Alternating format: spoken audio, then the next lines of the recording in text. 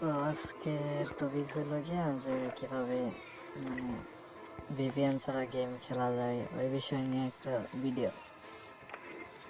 অনেকদিন ধরে এই গেমে ঢুকলে ভিপিএন ছাড়া ম্যাচ মেকিং হয় না, 99% আটকায় দেখে।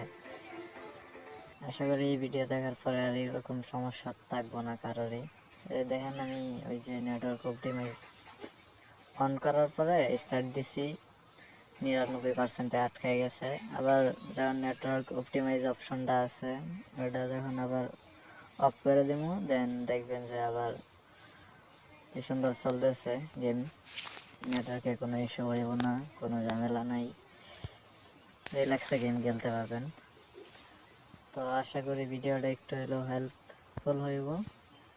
তো সবাই শেষ পর্যন্ত দেখে দেন, ঠিক আছে?